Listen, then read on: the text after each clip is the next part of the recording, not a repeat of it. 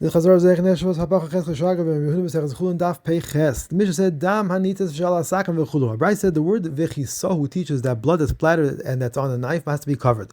Yehuda said that's only when it's the only blood that's there that could be covered. If there's other blood, this blood would not have to be covered.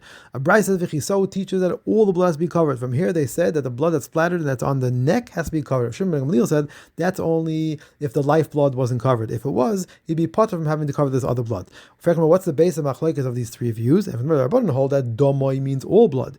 Rabbi Yehuda holds it means even just some of the blood. Shimon ben Gamliel holds that it refers to the unique blood being the lifeblood. Zok the next Mishnah.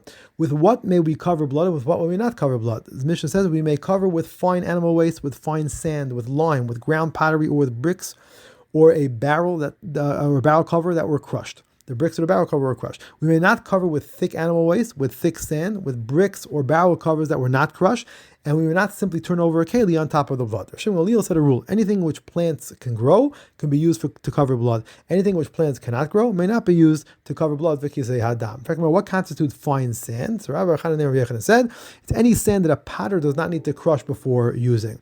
Others said that this was said on the end of the Mishnah regarding what is thick sand. Rabbi Chanan said it's any sand that a potter needs to crush before using. The difference between the versions would be sand that needs to be crushed by hand, but not with tools. According to the first version, this would be fine sand. According to the second version, it would not be.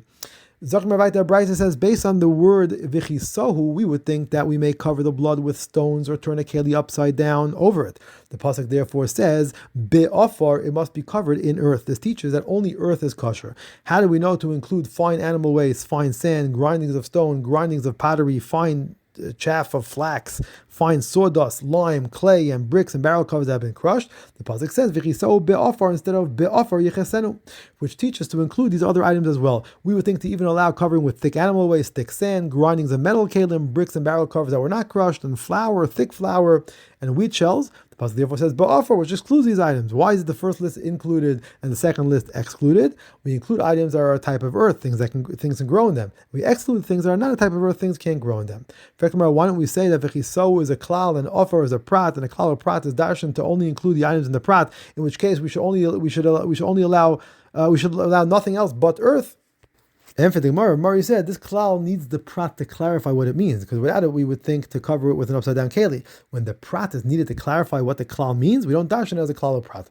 Rav Nachman bar Rav Chisda darshan that we may not cover except with something in which we can plant and grow things. Rava said this is a mistake. Nachman Yitzchak asked Rava, why is it a mistake? I myself said this ruling, and I based it on a brisa which says if someone is walking in the desert and has no earth to cover the blood of a chaya or a bird that he shechted, he may grind up a golden dinner and use the grindings. If he was on a ship and he had no earth to use to cover the blood, he can burn his garment and use the ashes to cover the blood. In fact, it makes sense that ashes may be used in the place of earth because we find ashes referred to in the pasuk as earth.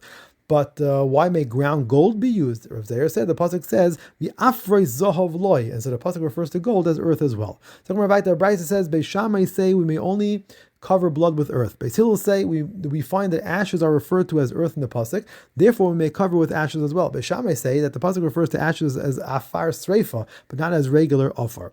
Brisa says they added to this list of items that can be used ground charcoal, eye makeup, and scrapings of millstones. Some also say zarnich. Rava said, as reward for Avram saying Vanochi off of Efer, his children was zeicha to get two mitzvahs, the ashes of Paraduma and the earth of a Saita. Why didn't he also say the earth of Kisi Adam? Rava said because that's only a preparation for a mitzvah, it doesn't actually lead to a benefit by itself, because the meat could be eaten with shchita even without Kisi Adam. Mark Taves, Rav also said as a reward for Avram saying im michut viad sroich nal, his children was zeicha two great mitzvahs, the threads of tzitzis and the straps of tefillin. In fact, the mitzvah of tefillin provides a benefit, like a brisa teaches that tefillin creates an awe and a fear of the Yidden. But what benefit does the mitzvah of tzitzis provide? And a brisa teaches, or Meir says, the reason that blue is used for the tzitzis is because it's similar to the color of the ocean, which is similar to the color of the sky, which is similar to the color of a sapphire stone, which is similar to the color of the kisei hakavod. When Hashem looks at the kisei hakavod, he's reminded of the great mitzvah of tzitzis that the Yidden do based on his mitzvah.